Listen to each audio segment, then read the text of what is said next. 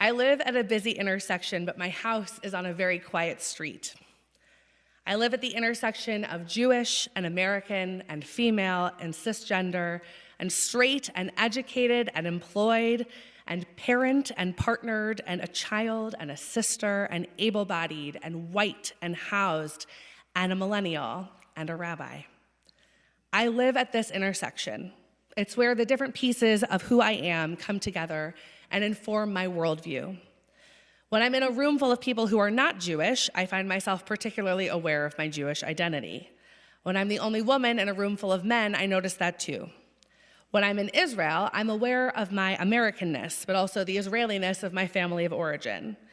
When I'm at the playground, I don't even think about being a parent because most of the adults there are also parents, and it's the part of my identity that brings me to that place at that time. When I interact with someone experiencing homelessness, I'm aware of my own living circumstances. It's important to be aware of the social intersections where we each live because that awareness can help us to understand our place in society, our power, our privileges, our struggles, and our disadvantages. That's fine. Drop my folder. In sociology, intersectionality analyzes how multiple aspects of identity, like gender, race, or socioeconomic status, intersect to create unique experiences of oppression or privilege. This theory helps in understanding the complexity of social identities and the way, oh, that's okay. They're just going to, okay, thank you. And I do have friends, that's true. Thank you. Our intersectionality helps us determine our ethical and moral foundation. It informs how we see the world. Consider the pieces that make you up into who you are, the bits of you that inform your perspective. Our intersectionality helps us understand our moral foundations, our power dynamics, and our biases. Tonight, Congregation Mishkan Or is joining hundreds of other Jewish congregations in our annual observance of REPRO Shabbat, a movement catalyzed by our partners at the National Council of Jewish Women. By show of hands, are you a supporter or member of the National Council of Jewish Women? Thank you. Me too. Each year on Shabbat Mishpatim, the Jewish community is invited to consider the Jewish values connected to reproductive rights, a movement that is inherently intersectional. This timing is intentional. Parashat Mishpatim contains the verses of Torah most often used as a basis for our understanding of our biblical conceptualization of why reproductive freedom is a Jewish value. In this week's Torah portion, we read, when men fight and one of them pushes a pregnant person and a miscarriage results, but no other damage ensues, the one responsible shall be fined according to the fee the woman's husband may exact from him, the payment to be based on reckoning. But if other damage ensues, the penalty shall be life for life, eye for eye, tooth for tooth, hand for hand, foot for foot, burn for burn, wound for wound, bruise for bruise. These verses indicate that unlike in the case of manslaughter or murder, the causing of a miscarriage through violence carries a penalty of a fine instead of physical retribution. From this, our sages help us to understand a few foundational Jewish teachings around life and pregnancy. First, according to Yevamot 69b, a page of the Talmud, a fetus has no status whatsoever for the first 40 days of pregnancy. Instead, it is considered by the rabbis to be fluid. Next, in a debate in a different tractate, in Gittin, we learned that a fetus is considered to be like its mother's thigh, that is, a mere piece of the person carrying it, not its own independent being. In Maimonides' Mishnah Torah, in a section called Murderer and the Preservation of Life, Maimonides makes it clear that abortion to save a pregnant person's life is not just permitted or recommended, but in fact obligatory in cases where the pregnant person's life is at risk. In a Teshuvah, a rabbinic responsum from the 1700s, Rabbi Jacob Emden indicates abortions are also permitted where carrying the fetus would cause woe and great pain, even great emotional pain. It's hard to imagine a situation where someone is forced to carry any unwanted pregnancy that would not cause great woe or pain. These teachings around fetal status and permissiveness around abortion build upon another Jewish teaching, which is that life begins not at conception, but at first breath. While not the essential issue when it comes to actual repro rights, this issue of when life begins continues to be at the crux of conversations about abortion access in America in 2025. My colleagues, Rabbi Emily Langowitz and Rabbi Josh Fixler, wrote a commentary on Parashat Mishpatim for the recently published Social Justice Torah Commentary. There they teach us this. The debate about abortion in America hinges on questions related to what constitutes personhood and when life begins, but these are religious and spiritual questions about which people of faith and conviction can disagree. When people of faith seek to adopt laws asserting when life begins, they endeavor to enshrine their own religious understanding in law. In civic discourse, the fact that Judaism understands these issues differently can be a powerful antidote to the pervasive sense that religious voices are only to be found on one side of this debate. They say Judaism is unequivocally pro-life in that it values life in all its forms, both actualized and potential. But where that term has come to mean anti-abortion, then it's clear that Judaism allows for abortion under at least some circumstances, and therefore, they say, calls us to advocate for civil laws that protect a person's right to abortion services. Perhaps you're wondering why this even matters today in Ohio, our great state, where our social justice advocates work tirelessly to successfully add an amendment to our state constitution in 2023, which protects abortion access. The fact is, abortion access is vulnerable in America, even in places where it is protected by state constitutions, and REPRO rights affect more than just abortion access.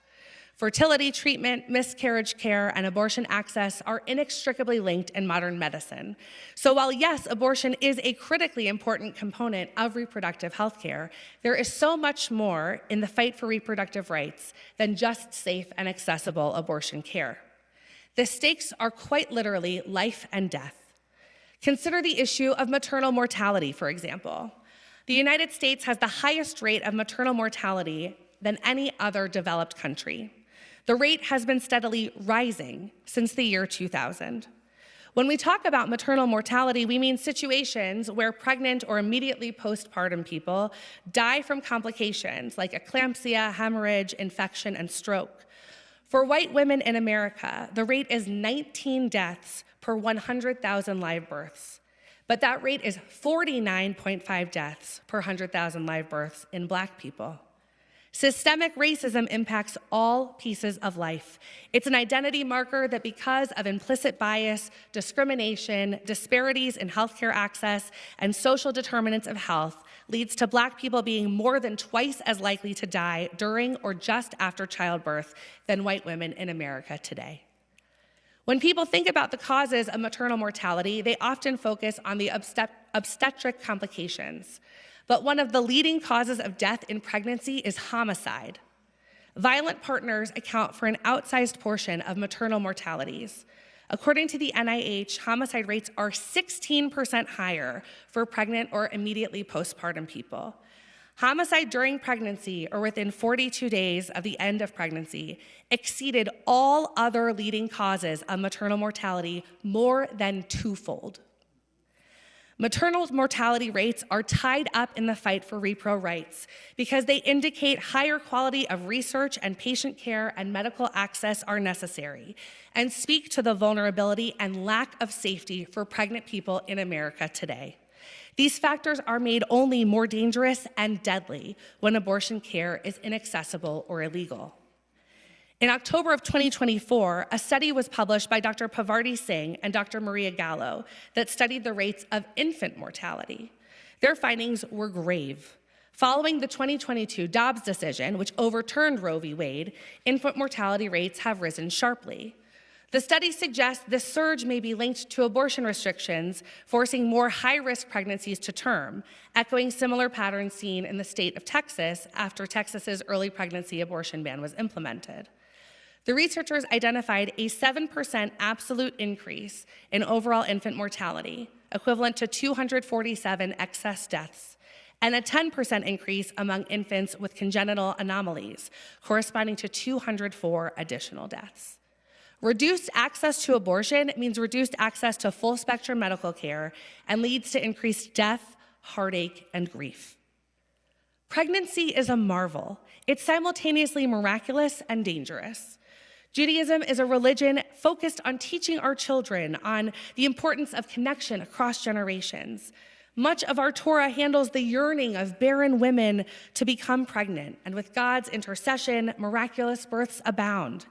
But pregnancy is also a dangerous medical condition, and Judaism makes space for that too. Pregnancies are as diverse as their carriers. Pregnancies can be desired or unwanted, joyful or terrifying, planned or unexpected, forced or consensual, safe or dangerous. There is a Jewish value we call pikuach nefesh, the value of saving a life. This is one of the highest values in all of our tradition. And because Judaism is clear that life begins at first breath, our tradition has space for the many ways pregnancies end. Live births or tragically still ones, full term or premature, carried or miscarried or aborted. When we talk about reproductive rights as a Jewish value, what we're fighting for is agency and for the ability to save a life, in particular the life of the pregnant person. Abortion care is one critical piece of reproductive rights, and it's one that we often focus on REPRO Shabbat. This is on purpose. Access to abortion is under attack in America. If there's one thing you take from this sermon tonight, let it be this: abortions are normal. People at every intersection of identities have them, and safe access to abortion care is necessary. People of all races, religions, socioeconomic statuses, and political parties receive abortions. As modern social commentator Lindy West puts it, lack of abortion care is a public health crisis. When reproductive freedom becomes a class privilege, the human right of our political body is negated. The truth of abortion, she says, is that people need abortions and always will. You cannot legislate them out of existence. You can only control who has safe abortions and who has dangerous ones, who is considered a full person in the eyes of her government, and who is a state-owned incubator, who is free and who is not. The stakes are incredibly high, even here in Ohio, where we do have our new constitutional amendment that protects abortion access. I had the privilege of spending some time with my friend, Becca Kendis, who some of you got to know at the event Mishkan Or co-hosted with NCJW in the fall. Becca is on the legal team at Case Western's Reproductive Rights Law Initiative, and she helped me understand the current legal landscape. Essentially, there are multiple cases that currently have injunctions, which means that our current situation in Ohio in terms of access to abortion has improved since the amendment passed in 2023. Until very recently, there was a law in Ohio requiring people seeking abortion care to see a provider for an initial appointment and then wait at least 24 hours before actually receiving abortion treatment. This is debilitating and often impossible for people who have to take off of work, travel out of town to see a provider, get childcare, and handle other logistics. Right now, because of an injunction, abortion seekers can finally receive care in a timely manner without this terrible 24-hour wait between two appointments. Just last week, we saw another positive development in Ohio. We have a law that requires remains from surgical abortions to be buried or cremated, but does not require the same for the identical tissue from miscarriage management. Last week, this law was finally ruled unconstitutional under our new amendment, and the law is now permanently blocked. This law sought to stigmatize abortion care, and it has been successfully shut down.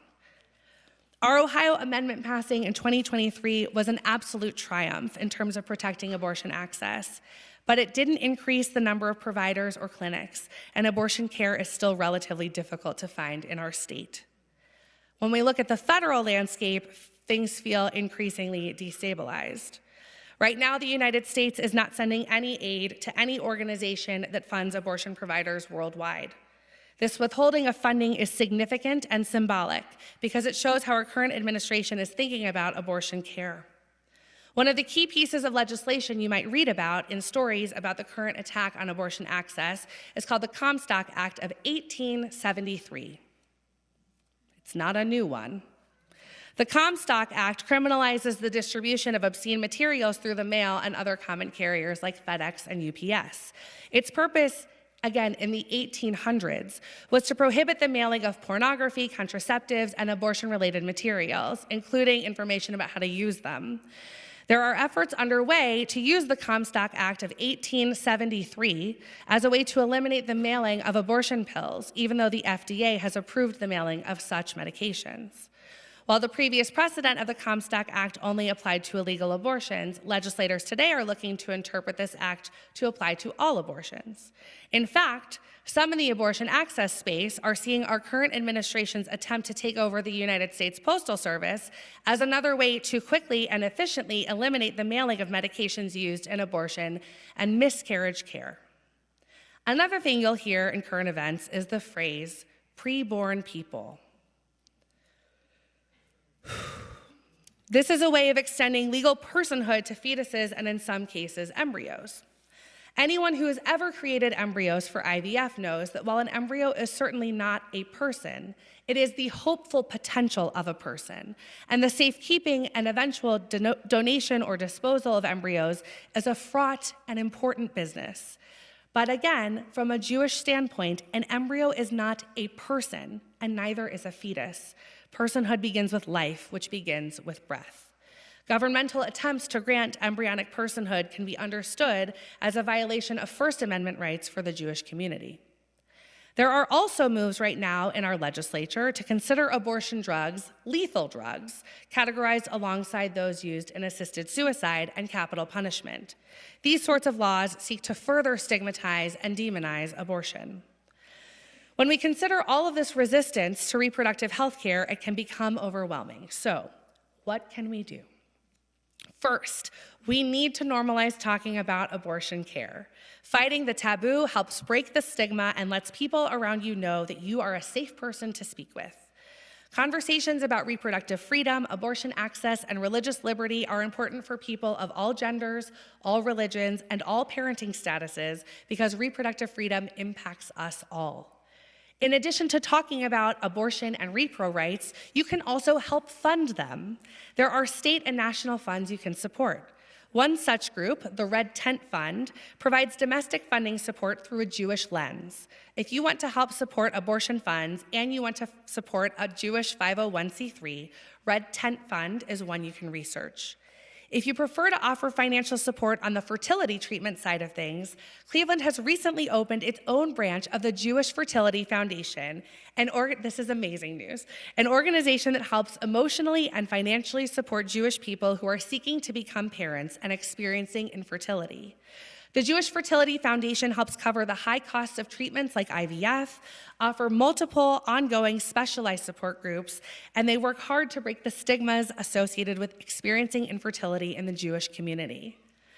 There's one other critical way you can help support REPRO rights, and it relates to a scene in the Torah. In the book of Exodus, Amalek came to fight Israel at Rephidim. The Israelites gathered troops, and Moses went up to the top of a mountain to look at the battle. Whenever Moses held up his hands, Israel prevailed. But if he rested his arms, Amalek would prevail. So Aaron and Hur would get a place for Moses to sit down, and they would prop up on either side of Moses his arms, keeping his hands steady, so that Joshua and the Israelite soldiers would prevail in the end. When I think about this scene, I think about the different power structures at play in our own government. Just as it took Aaron and Hur holding up Moses, literally supporting him for the Israelites to win, we also have support work to do. As voters, we do our own symbolic uplifting of the arms of the people in power. We have a role in our own society, a position we understand better when we consider our intersectional identities. We have a responsibility to hold our lawmakers and representatives accountable, to remind them to do their work or they'll be out of a job.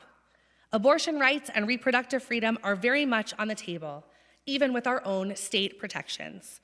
Reminding our representatives and legislators of the importance of reproductive rights is a critical way to maintain those very rights. So get to know your representative staffers and make sure your voice is heard, even if it shakes. REPRO rights are important to me as an individual and as your rabbi, and I am a safe person to talk with about abortion access and reproductive rights. Congregation Mishkan Or is proud to participate in this year's REPRO Shabbat in partnership with NCJW, and our clergy are here to support your families, whatever stage of life you're in. As I conclude my remarks tonight, I'll leave you with an excerpt from a poem by Jewish poet and activist Marge Piercy called Right to Life. A woman is not a basket you place your buns in to keep them warm, not a brood hen you can slip duck eggs under, not the purse holding the coins of your descendants till you spend them in wars, not a bank where your genes gather interest and interesting mutations in the tainted rain any more than you are. Now you legislate mineral rights in a woman. You lay claim to her pastures for grazing, fields for growing babies like iceberg lettuce. You value your children so dearly that none ever go hungry. None weep with no one to tend them when mothers work. None lack fresh fruit. None chew lead or cough to death, and your foster homes are empty. Every noon, the best restaurants serve poor children's steaks. I will choose what enters me, what becomes flesh of my flesh. Without choice, no politics, no ethics lives. I am not your cornfield, not your uranium mine, not your calf for fattening, not your cow for milking. You may not use me as your factory. Priests and legislators do not hold shares in my womb or my mind. This is my body. If I give it to you, I want it back. My life is a non-negotiable demand. Shabbat shalom.